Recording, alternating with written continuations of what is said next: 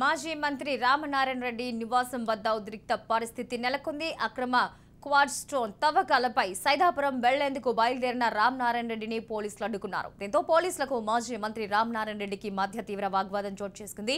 151 CrPC నోటీసుల్లో పెళ్లిళ్లకు వెళ్లకూడదని ఎక్కడైనా ఉందా అని రామనారాయణ రెడ్డి ప్రశ్నించారు. పెళ్లిళ్లకు కూడా వెళ్లే అర్హత నాకు లేదా అన్నారు. సైకో కళ్లల్లో ఆనందం కోసం రిస్క్ తీసుకోవద్దంటూ పోలీసులకు హితబోధ చేశారు.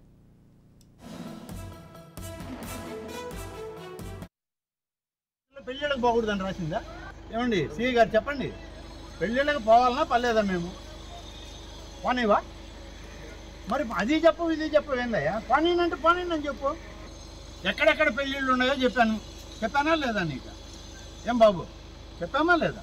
చూపించామా లేదా పెళ్లి పత్రికలు? నేను అక్కడ పోతున్నానని ప్రోగ్రాం కూడా ఇచ్చాము. లేదు మీరు చెప్పే మేము పొద్దున్నే కాఫీ తాగాల, టిఫిన్ తినాలా, భోజనం చేయాలంటే చెప్పండి. ప్రోగ్రాం రేపటి ప్రోగ్రాం ఇవాళ పంపిస్తుంటాం. రోజు ఎన్ని గంటలకు ఇట్లా వేస్తాను, ఎన్ని గంటలకు కాఫీ తాగుతానని అది కూడా మీకు చెప్తాం. నువ్వు ఇచ్చిన కాగితం సైదాపురం మండలం, నువ్వు ఆపేది ఎక్కడ? నన్ను నెల్లూరు సిటీలో.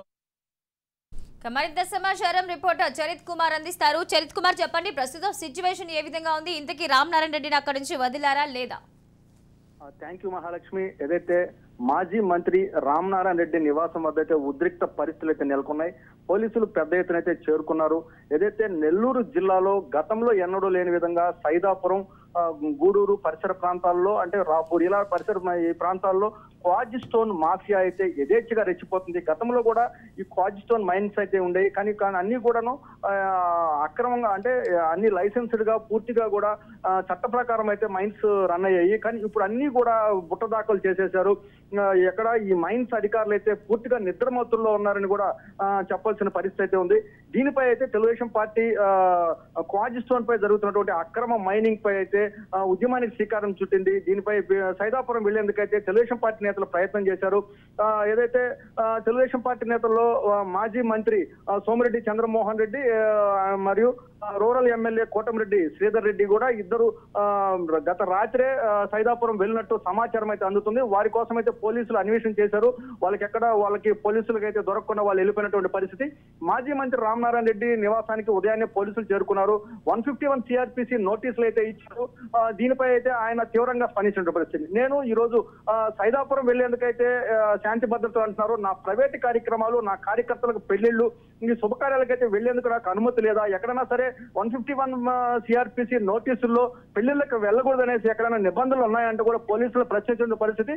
ప్రధానంగా సిఐ కళ్యాణ్ తో అయితే ఆయన చాలా విపులంగా మాట్లాడారు.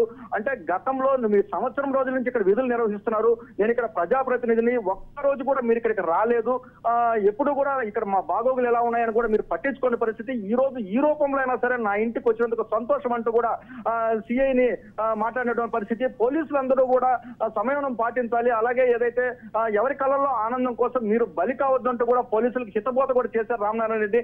రామనారాయణ నివాసం వద్ద అయితే పూర్తి ఉధృత పరిస్థితులు ఉన్నాయి. రామనారాయణ అయితే బయటికి పంపించేందుకు పోలీసులు పూర్తిగా అడ్డుగోడలా నిలబడినటువంటి పరిస్థితి. Mahalakshmi. Right, thank you Charith.